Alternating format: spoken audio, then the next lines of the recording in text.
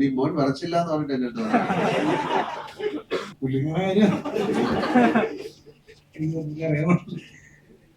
വേണ്ട.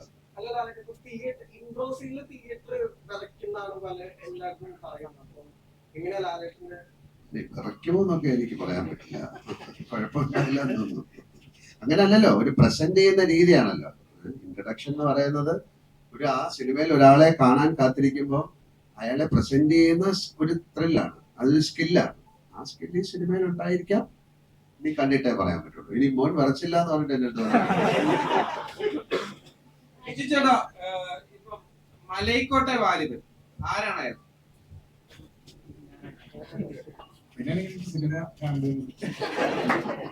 ഇപ്പം നമുക്കറിയാം, നൻപകൽ നേരത്ത് മയക്കത്തില് മമ്മൂട്ടി എന്നൊരു ആക്ടറിനെ എക്സ്പ്ലോർ ചെയ്യുന്ന ഒരു ചിത്രമായിരുന്നു നമ്മൾ കണ്ടത്.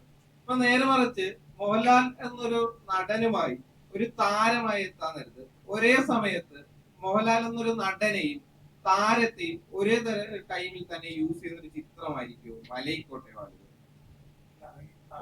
കഥാപാത്രമായിട്ട് ലാലേട്ടനെ ഏറ്റവും പെർഫെക്റ്റ് ആയിട്ട് ബ്ലെൻഡ് ചെയ്യാനാണ് നമ്മൾ ശ്രമിച്ചിട്ടുള്ളത്. അല്ലാതെ ഇത്തരത്തിലുള്ള കാര്യങ്ങൾ യൂസ് ചെയ്തോ എന്ന് ചോദിച്ചാൽ എനിക്ക് അതിനൊരു മറുപടി പറയാൻ പറ്റില്ല. പക്ഷെ ആ കഥാപാത്രമായിട്ട് ക്യാമറയ്ക്ക് മുമ്പിൽ ലാലേട്ടൻ വന്നു കഴിഞ്ഞപ്പോൾ ആ കഥാപാത്രമായിട്ട് തന്നെയാണ് ഞങ്ങൾക്ക് എല്ലാവർക്കും തോന്നിയിരിക്കുന്നത്. അത് തന്നെയാണ് അതിന്റെ ആൻസർ. സൂചിപ്പിച്ചിരുന്നു ലാലേട്ടന്റെ ഇൻട്രോ കാണാൻ നേരത്ത് എന്താണ് അദ്ദേഹം ആ ചിത്രത്തെ തിയേറ്ററിന്റെ പുറത്ത് നിന്നായിരിക്കും അത് ആസ്വദിക്കുക. കാരണം തിയേറ്റർ ഇങ്ങനെ കുലുങ്ങും, അത് കാണാൻ വേണ്ടിയാണെന്ന് പറഞ്ഞിരുന്നു.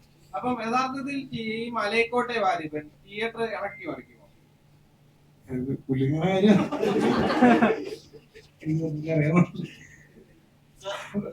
ഈ നൻപകൽ നേരത്ത് മയക്കം ചെയ്യുന്ന സമയത്ത് മമ്മൂക്ക എന്ന നടനെ അധികം ഒന്നും ഡയറക്റ്റ് ചെയ്യാതിരിക്കാനാണ് ശ്രമിച്ചത്, അധികം ഇൻസ്ട്രക്ഷൻസ് കൊടുക്കാതിരിക്കാനാണ് ശ്രമിച്ചത് എന്നാണ് പറഞ്ഞത്. മലൈക്കോട്ടെ വാലിബനിലേക്ക് വരുമ്പോൾ എപ്പോഴും ഇതുവരെ കരയാത്ത രീതിയിൽ കരയാനും ഇതുവരെ ചിരിക്കാത്ത ചിരികൾ മലയാളികൾക്ക് തരുന്ന ഒരു ആക്ടറാണ് ശ്രീ മോഹൻലാൽ. അദ്ദേഹത്തോടുള്ള അപ്രോച്ച് ഇത് തരായിരുന്നു.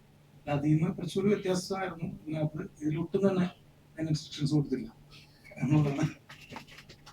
എന്തൊക്കെ സർപ്രൈസുകളാണ് ഇതിൽ ഒളിപ്പിച്ച് വെച്ചേക്കുന്നത്? സർപ്രൈസ് അല്ലേ?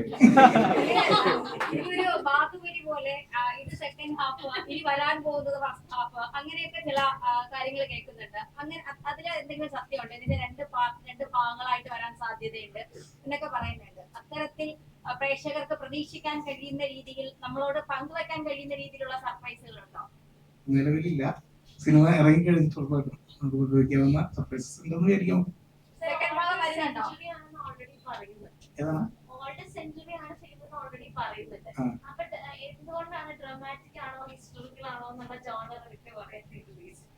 അല്ല, നമ്മള് ഈ ഓൾഡ് സെഞ്ചുറി ആണെന്ന് പറഞ്ഞിട്ടില്ല. ഇതൊരു എന്താണ്, നമ്മള് കഥയാണ് പറയുന്നത്. കഥ എവിടെ വേണം ജോണർലെസ് ആണ്. അതുകൊണ്ട് ജോണർ എടുത്ത് പറയാൻ പറ്റില്ല എന്ന് പറയുന്നത് അതുകൊണ്ടാണ്. നമ്മളൊരു ഒരു കെട്ടുകഥ, ഇപ്പൊ നമ്മളൊരു അമർചിത്ര കഥ വായിക്കുന്നത് പോലെ ഒരു കഥയാണ്. അപ്പൊ ആ കഥയ്ക്ക് നമ്മള് അതൊരു ത്രില്ലറാണ്, അതൊരു ആക്ഷൻ ഫിലിമാണ് എന്ന് ഒരു ജോണർ സ്പെസിഫിക് ആക്കുക എന്നുള്ളതല്ല, ആ കഥ പറയുക എന്നുള്ളതാണ്. അതിനകത്ത് എന്തൊക്കെയുണ്ടോ അതിനകത്ത് അതെല്ലാം ആവശ്യമുള്ളതെല്ലാം ഉണ്ട് എന്നുള്ളതാണ് എനിക്ക് പറയാൻ പറ്റും. അതിനൊരു കാലം പറയുന്നില്ല. ഇപ്പോ നമുക്ക് പരിചയമുള്ള ഒരുപാട് എന്താണ് ഒരു ടൈമും ഒരു നമുക്ക് പരിചയമുള്ള കോസ്റ്റ്യൂംസ്, പല കാര്യങ്ങളും നമ്മൾ ഇതിനകത്ത് ബ്ലെൻഡ് ചെയ്യാൻ ശ്രമിച്ചിട്ടുണ്ട്. അതിൽ നിന്നും നിങ്ങളാണ് വായിച്ചെടുക്കേണ്ടത് ഏത് കാലത്താണ് കഥ നടക്കുന്നത്. ഒരു കഥയാണ്, അപ്പൊ അത് ഉറപ്പായിട്ടും പറയാം.